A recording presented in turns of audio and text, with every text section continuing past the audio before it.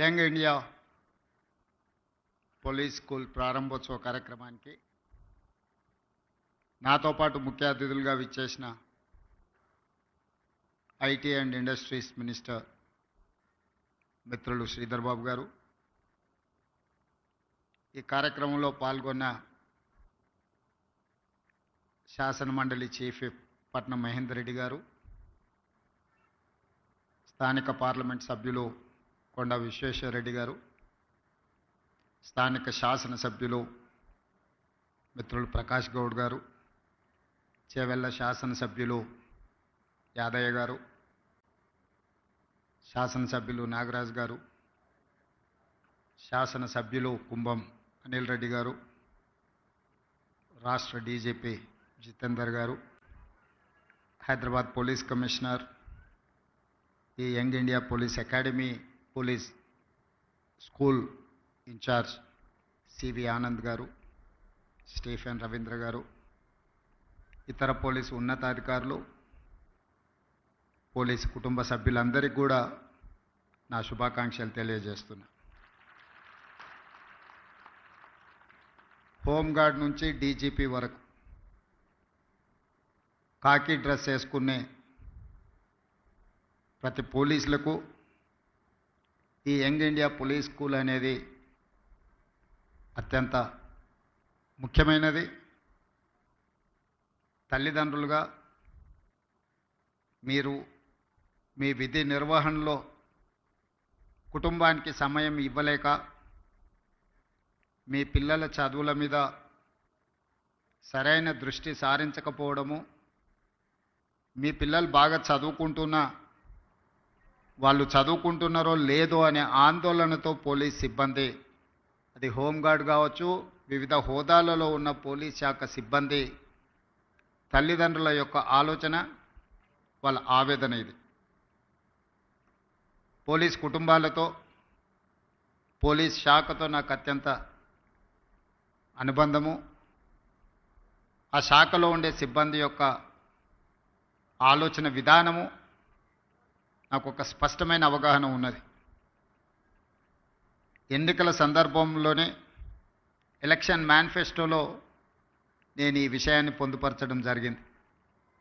అప్పుడు పోలీస్ శాఖ సిబ్బంది కానీ రాజకీయ నాయకులు కానీ దీని మీద ఎవరు ప్రత్యేకంగా దృష్టి పెట్టలేదు. ఎందుకంటే ఎన్నికల్లో ఇచ్చే హామీలకు ఎన్నికల తర్వాత ఫలితాలు వచ్చిన తర్వాత పెద్దగా ప్రాధాన్యత ఉండదు అన్న ఆలోచన ఉందేమో, అందుకే ఎవరు దీని మీద పెద్దగా దృష్టి పెట్టలే. కానీ దేశ స్వతంత్రం వచ్చిన తర్వాత మొట్టమొదటి ప్రధానమంత్రి పండిత్ జవహర్లాల్ నెహ్రూ గారు ఈ దేశం యొక్క సమస్యను, భవిష్యత్ తరాల యొక్క అవసరాలను గుర్తించి ఆనాడు పండిత్ జవహర్లాల్ నెహ్రూ గారు బిజిలీ, పానీ, సడక్, ఈ దేశం యొక్క మౌలిక స్వరూపం మారాలి అనంటే విద్యుత్తు ఉండాలి, తాగునీరు సాగునీరును అందించాలి, పల్లెటూర్ల నుంచి పట్టణాల వరకు రోడ్డు రవాణా వ్యవస్థ ఉండాలి అని ఆలోచన చేసి బాక్రానంగల్ నుంచి నాగార్జున సాగర్ డ్యామ్ వరకు పండిత్ జవహర్లాల్ నెహ్రూ గారి విధానంలో ఆ రోజు ఈ దేశం అభివృద్ధి పదం వైపు నడిచింది. ఆ రోజు ఎడ్యుకేషన్ అండ్ ఇరిగేషన్ ఆలోచన కూడా పండిత్ జవహర్లాల్ నెహ్రూ గారు చేశారు. అందుకే ఈరోజు ఈ దేశంలో ఉన్న గొప్ప గొప్ప యూనివర్సిటీలు అన్నీ కూడా పండిత్ జవహర్లాల్ నెహ్రూ గారు ఉన్నప్పుడే పునాదులు పడ్డాయి. ఆ యూనివర్సిటీల నుంచి వచ్చిన విద్యార్థులే ఈ దేశ భవిష్యత్. ఆనాడు నిర్మించిన సాగునీటి ప్రాజెక్టులే ఈ దేశం ఆకలి కేకల నుంచి ప్రపంచానికే ఆహార ధాన్యాలను అందించే స్థాయికి ఈరోజు ఈ దేశం అభివృద్ధి చెందింది అంటే ఆనాటి మొట్టమొదటి ప్రధానమంత్రి ఒక గొప్ప ఆలోచన చేసి ఒక దార్శనికత చూపించడంతో ఈరోజు ప్రపంచ దేశాలతో పోటీ పడగలుగుతుంది. ఆ తర్వాత శ్రీమతి ఇందిరాగాంధీ గారు దళితులు, గిరిజనులు, ఆదివాసీలు, బలహీన వర్గాల యొక్క ఆకలి కేకలను, ఆలోచనను చూసి రోటీ కప్డా ఔర్ మకాన్ అనే స్లోగన్ తోటి ప్రజలకు రోటీ కప్డా ఔర్ మకాన్ అనే విధానాన్ని తీసుకొచ్చి పేదలకు సహాయాన్ని అందించారు. ఆ తర్వాత రాష్ట్రాలను తీసుకున్నప్పుడు ఈ మధ్యకాలంలో ఎక్కడికి వెళ్ళినా పాత్రికేయ మిత్రులు కానీ రాజకీయ విశ్లేషకులు ప్రతి ముఖ్యమంత్రికి ఒక బ్రాండ్ ఉన్నది. మీరు 16 నెలలైన ముఖ్యమంత్రి అయ్యి మీరు ఏ బ్రాండ్ క్రియేట్ చేసుకోలేకపోతున్నారు ఎందుకు అని ప్రశ్నిస్తున్నారు. నేను చాలా సందర్భాలలో నవ్వి వదిలేసిన. ఎందుకంటే ప్రశ్న అడిగేవాళ్ళు నేను ఏ బ్రాండ్ కోసం ప్రయత్నం చేస్తున్నో వాళ్ళు అవగాహన చేసుకునే పరిస్థితిలో లేరు అని. మొట్టమొదటిసారి 2 రూపాయలకు కిలో బియ్యం ఇచ్చిన ఎన్టీ రామారావు గారు పేదవాడు తెల్లన్నం తిన్నప్పుడల్లా వారిని గుర్తు చేసుకుంటాడు. ఐటీ కంపెనీలను, హైటెక్ సిటీని ఇవి చూసినప్పుడు చంద్రబాబు నాయుడు గారు గుర్తొస్తాడని చెప్తారు. అదేవిధంగా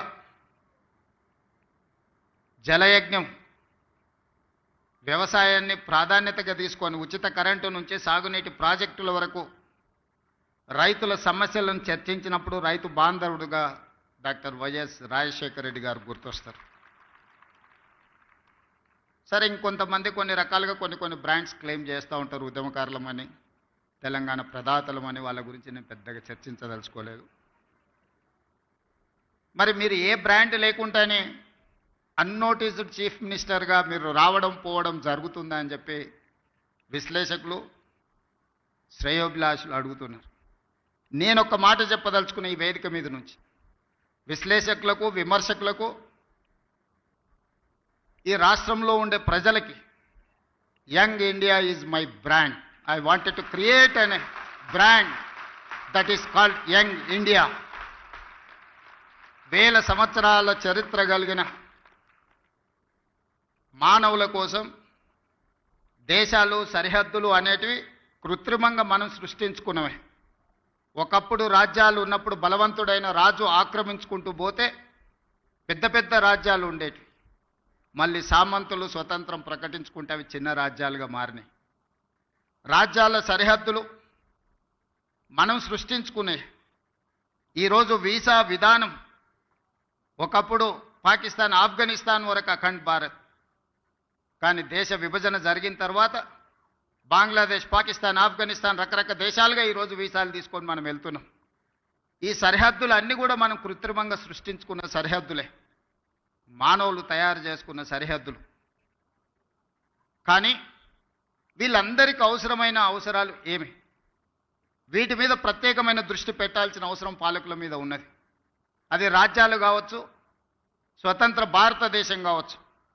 భారతదేశానికి స్వతంత్రం వచ్చి 75 సంవత్సరాలు పూర్తి చేసుకున్నామంటే this is one of the youngest country in the world. స్వతంత్ర భారతదేశంగా 75 సంవత్సరాలు అనేది చాలా చిన్నది. మనం పురాణాలను విన్నప్పుడు, చరిత్రలు చదివినప్పుడు 1000 సంవత్సరాల చరిత్ర గురించి మాట్లాడుకుంటున్నాం, చర్చించుకుంటున్నాం. 1000 సంవత్సరాల చరిత్రలో 75 సంవత్సరాలు అనేది ఒక చిన్న ప్రయాణం మాత్రమే. ఈ చిన్న ప్రయాణంలో ఎంతోమంది ప్రధానమంత్రులు, ముఖ్యమంత్రులు, మంత్రులు రకరకాలుగా వచ్చిండ్రు. కానీ కొద్దిమంది మాత్రమే చరిత్రలో నిలబడ్డారు. ఆ కొద్దిమంది చరిత్రలో తీసుకున్న నిర్ణయాలు చరిత్రనే మలుపు తిప్పే విధంగా రాష్ట్రాలు, దేశాలు అభివృద్ధి పదం వైపు నడిచినాయి. క్లోజ్డ్ ఎకానమీ నుంచి open economy, liberalisation, privatisation, globalisation. ఆనాడు మన బిడ్డ పివి నరసింహారావు గారు, తెలంగాణ బిడ్డ, ఈ దేశానికే దార్శనికుడుగా మారి ప్రపంచానికే పోటీ పడే దేశంగా తీర్చిదిద్దినవాడు పివి నరసింహారావు గారు. ఈరోజు దేశంలో ఎవరికి ఇష్టం ఉన్నా లేకపోయినా, వారికి నచ్చినా నచ్చకపోయినా పివి నరసింహారావు గారి పేరు తీసుకోకుండా లిబరలైజేషన్, ప్రైవేటైజేషన్, గ్లోబలైజేషన్, ప్రపంచ దేశాలతో భారతదేశం పోటీ పడుతున్న విషయాన్ని ప్రస్తావించలేరు. అది వారి యొక్క విజ్ఞత. ఈ పరిణామ క్రమంలో ఈరోజు ఇక్కడ ఉన్న ఐఏఎస్, ఐపీఎస్ అధికారులతో పాటు ఇక్కడికి వచ్చిన అందరినీ నా సూటి ప్రశ్న, మన భవిష్యత్ తరాలకు ఏం అవసరం ఉందో ఆ ప్రణాళికలు సిద్ధం చేయడమే పాలకులుగా మా మీద ఉన్న బాధ్యత. ప్రజలు మాకు ఇచ్చిన అధికారం మీ మీద పెత్తనం చెలాయించడానికి కాదు. ప్రజలు ఇచ్చిన అధికారం ప్రజలకు ఉపయోగపడాలి. ప్రజల శ్రేయస్సు కోసం మేము విధి విధానాలను సృష్టించాలి. ఆ విధి విధానాలు భవిష్యత్ తరాలకు ఉపయోగపడాలన్న ఆలోచనే మా ప్రభుత్వం యొక్క ఆలోచన, ప్రజాపాలన యొక్క విధానం అని చెప్పి నేను ఈ సందర్భంగా చెప్పదలుచుకున్నాను.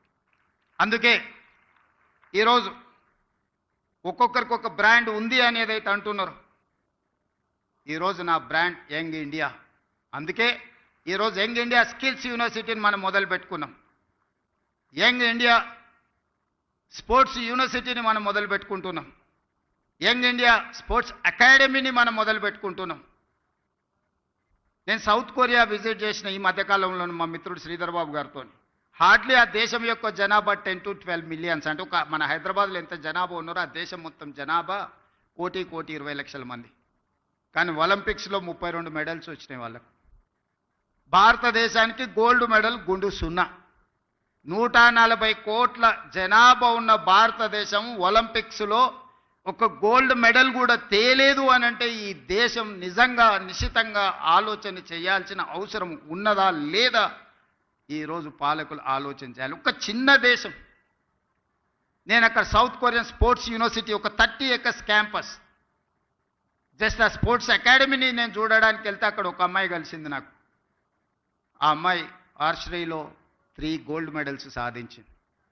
ఒక కాలేజ్ కిడ్ ఆ దేశం యొక్క ప్రతిష్ట 3 బంగారు పతకాలు సాధించి సౌత్ కొరియాను ప్రపంచ పటంలోనే గొప్పగా నించోబెట్టినప్పుడు 140 కోట్ల జనాభా ఉన్న ఈ దేశం ఒక గోల్డ్ మెడల్ సాధించలేదు అని అంటే నిజంగా ఈరోజు మనం ఏ ప్రణాళికల మీద ఆలోచన చేయాలనో మనందరం విశ్లేషించుకోవాల్సిన అవసరం ఉన్నది.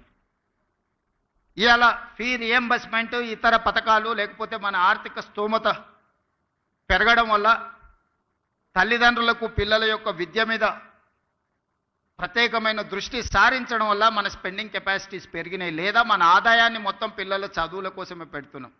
కానీ చదువుకున్న పిల్లలకు చదువుకు తగ్గ ఉద్యోగము, వృత్తి నైపుణ్యం ఉన్నదా అంటే లేదు. There is an gap between demand and supply.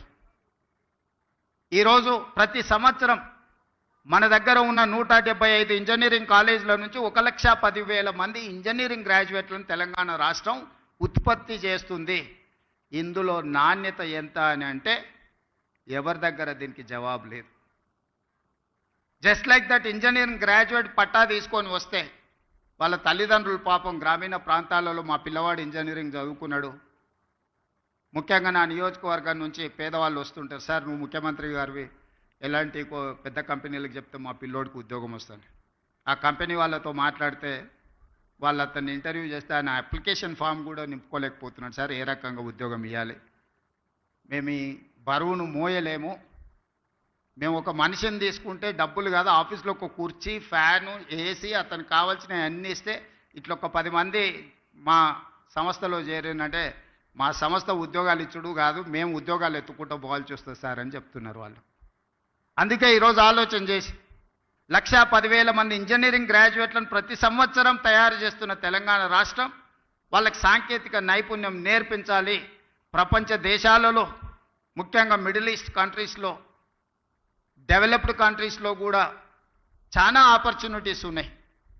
కానీ డిమాండ్ సప్లైలో ఉన్న గ్యాప్తో మనం ఏం చేసుకోలేకపోతున్నాం. అందుకే ఆ గ్యాప్ను ఫిల్ చేయడానికి, డిమాండ్ అండ్ సప్లైలో ఒక బ్రిడ్జ్ బిల్డ్ చేయడానికి యంగ్ ఇండియా స్కిల్స్ యూనివర్సిటీని మనం ప్రారంభించుకున్నాం.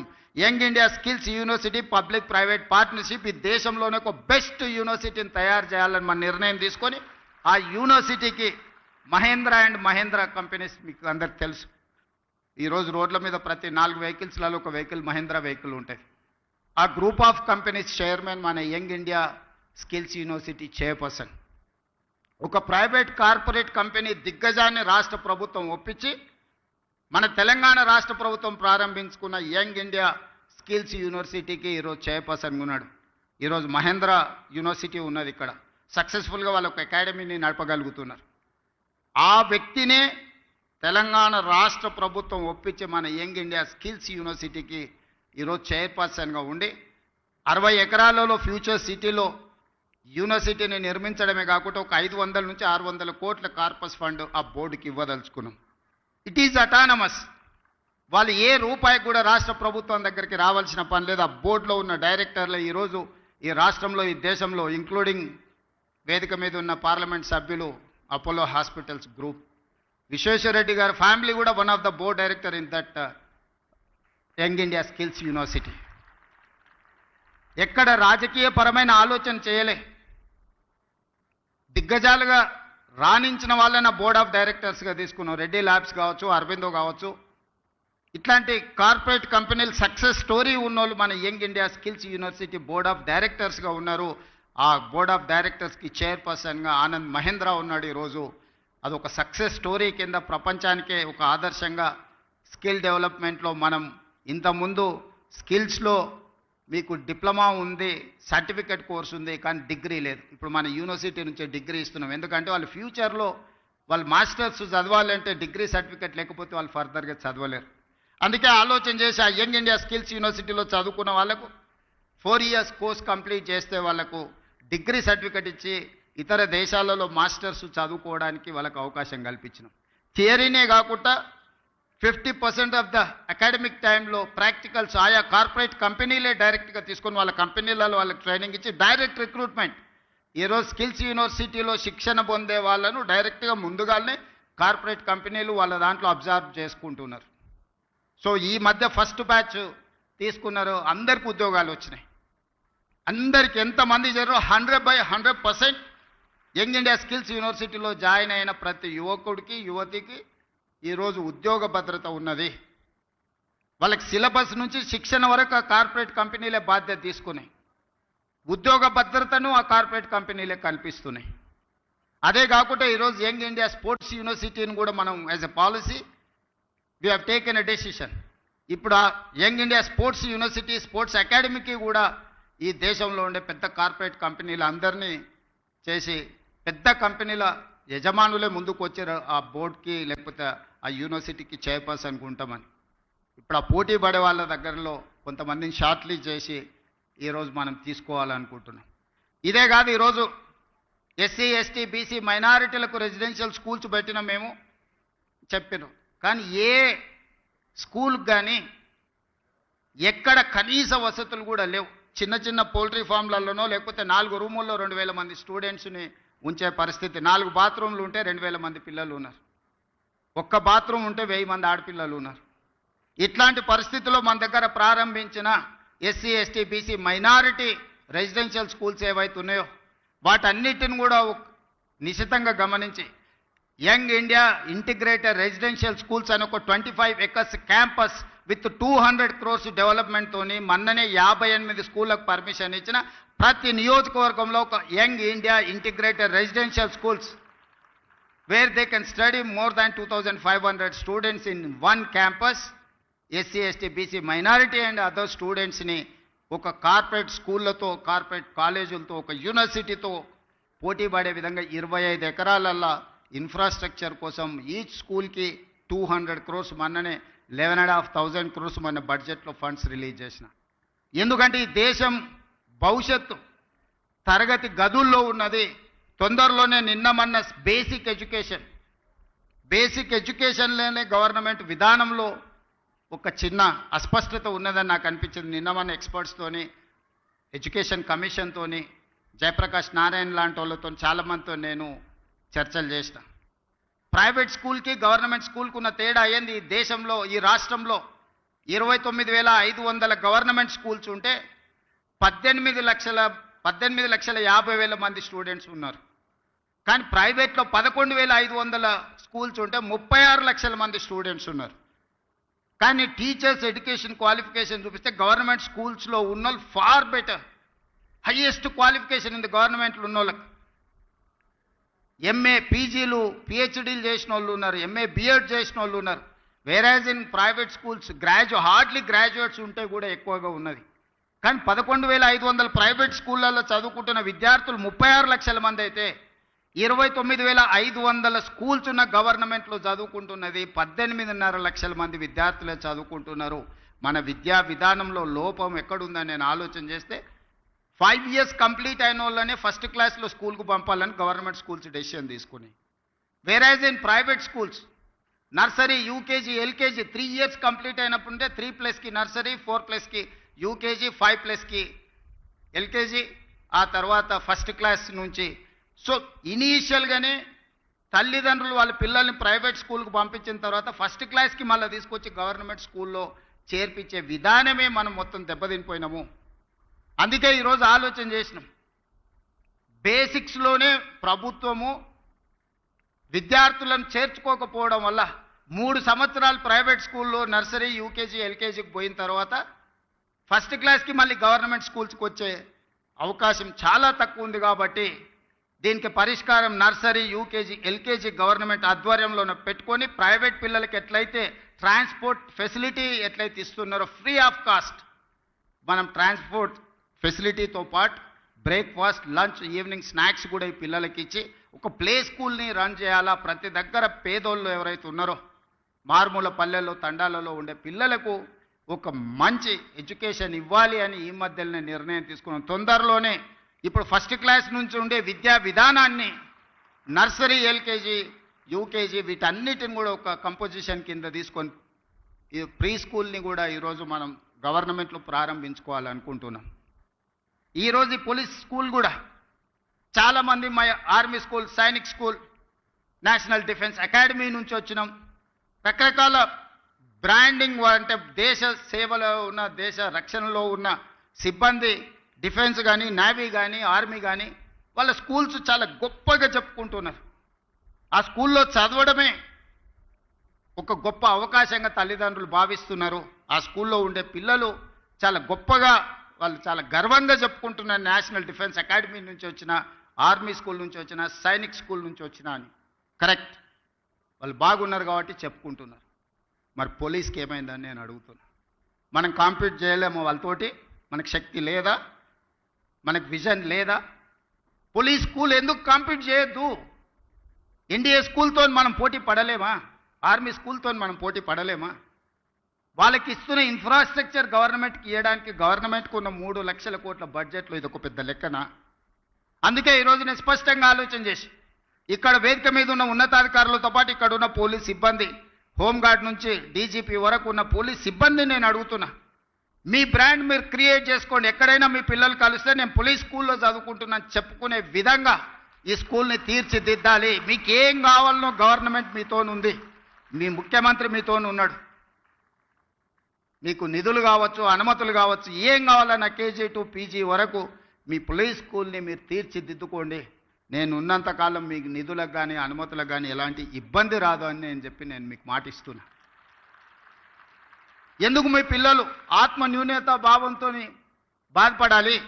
మా తల్లిదండ్రులు పోలీసు ఉద్యోగాలు చేసుకుంటున్నారని చెప్పుకోవడానికి ఎందుకు వాళ్ళు వెనుకంజ వేయాలి? ఈ సమాజంలో అందరికంటే ఎక్కువగా సేవలు అందిస్తున్నది, అందరికంటే ఎక్కువగా రక్షణ కల్పిస్తున్నది, అందరికంటే ఎక్కువగా పేదలకు ఉపయోగపడుతున్నది పోలీస్ శాఖ.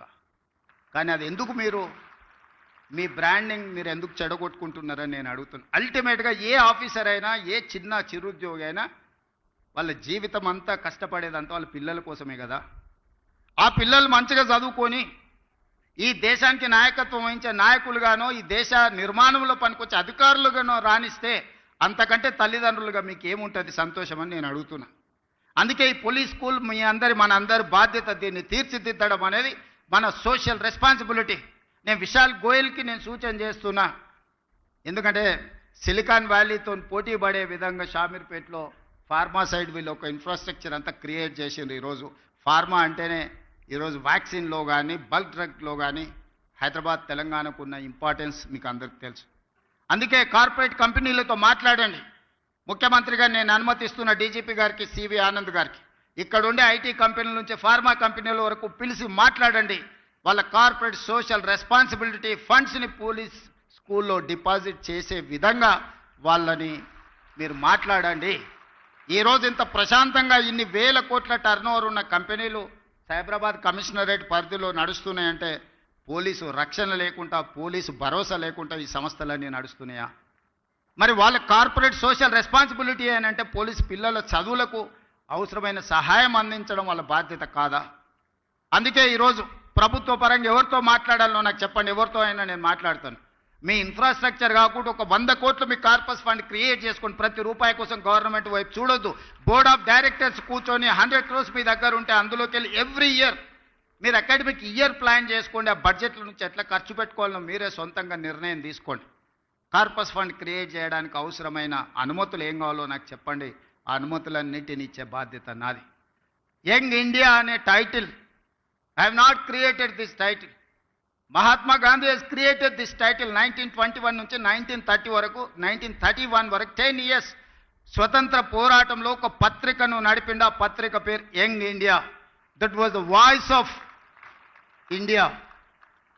ఈ భారతదేశం యొక్క ఆత్మ యంగ్ ఇండియాలో ఉంది. యంగ్ ఇండియా సృష్టికర్త మహాత్మా గాంధీ. ఆ స్పిరిట్ నుంచే, ఆ స్ఫూర్తి నుంచే ఈరోజు యంగ్ ఇండియా బ్రాండ్ తెలంగాణ రాష్ట్రంలో క్రియేట్ చేసుకున్నాం. అందరు ముఖ్యమంత్రులకు ఏవైనా వ్యవసాయం ఉండొచ్చు, సాగునీరు ఉండొచ్చు, భోజనం పెట్టి ఉండొచ్చు. My brand is education and employment. ఈ దేశ భవిష్యత్తే తరగతి గదుల్లో ఉందని సంపూర్ణంగా నేను నమ్ముతున్నా. ఈ తరగతి గదులను బలంగా నిర్మించినప్పుడే ఈ దేశ భవిష్యత్తు ఉజ్వలంగా ఉంటుంది. Health, education and employment is my brand. Young India is my brand. దీనికి అన్ని రకాలుగా మా ప్రభుత్వం మీకు సహకారాన్ని అందిస్తుంది. తక్కువ సమయంలో ఇంత మంచి క్యాంపస్ని క్రియేట్ చేసినందుకు అందరినీ మనస్ఫూర్తిగా అభినందిస్తూ, పోలీస్ శాఖ సిబ్బందికి అందరికి సూచన చేస్తున్న మీ పిల్లల్ని ఇక్కడ చేర్పించండి. వీలైనంత మేరకు మీ పిల్లల్ని ఇక్కడ చదివించుకోవడం ద్వారా మీ పిల్లల భవిష్యత్తును తీర్చిదిద్దుకోండి. గోయింగ్ ఫార్వర్డ్ ఏ విధంగా వాళ్ళకి ఇంకా మెరుగైన వసతులు ఏర్పాటు చేయాలనో అన్నిటినీ ఆలోచన చేద్దాం. ఎడ్యుకేషన్ విషయంలో ఏమాత్రం కాంప్రమైజ్ కాకండి. మనం నిర్మాణం చేసుకుందాం. పోలీస్ శాఖలో ఈ మధ్యలోనే క్రికెట్లో వరల్డ్ కప్ ఆడిన సిరాజుద్దీన్, ఈ has passed maybe 12th class. అన్ని ఎగ్జామిషన్స్ ఇచ్చి క్రికెట్లో రాణించినందుకు డిఎస్పీ క్యాడర్ పోస్ట్ మీ డిపార్ట్మెంట్లో ఇచ్చిన.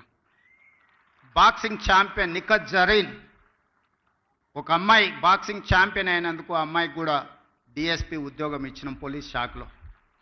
సో ఈరోజు ఒక సిరాజుద్దీన్, ఒక నిఖత్ జరీన్ చదువులో కాదు క్రీడల్లో రాణించినా కూడా గ్రూప్ 1 క్యాడర్ డిఎస్పీ పోస్టులు వచ్చినాయంటే మీరు మీ పిల్లలకు ఆ స్ఫూర్తిని ఇవ్వండి. ఆ క్రీడాకారులు మీ పోలీస్ శాఖనే కాబట్టి అప్పుడప్పుడు వాళ్ళని ఇక్కడికి వచ్చి పిల్లలతో ఇంటరాక్ట్ అయ్యే విధంగా వాళ్ళను వీక్లీయో, మంత్లీయో, ఎవ్రీ 15 డేస్కో ఎప్పుడు వాళ్ళకి సమయం దొరికినా ask them to spend some time with this kids. దాంతో పిల్లలు ఇన్స్పైర్ అవుతారు. దాంతో వాళ్ళు కూడా ఒక బాధ్యత, వాళ్ళకు కూడా వాళ్ళ స్ఫూర్తితోని కొత్త క్రీడాకారులు తయారవుతే వాళ్ళకు కూడా వాళ్ళ వృత్తి సంతృప్తినిస్తుంది. ఆ విధంగా వాళ్ళకు కూడా డైరెక్షన్ ఇవ్వాల్సిందిగా డీజీపీ గారికి నేను ఆదేశిస్తూ ఇంత మంచి కార్యక్రమాన్ని ఏర్పాటు చేసిన మీ అందరికీ మనస్ఫూర్తిగా అభినందనలు తెలియజేస్తూ మీ దగ్గర సెలవు తీసుకుంటున్నాను. ధన్యవాదాలు మిత్రుల.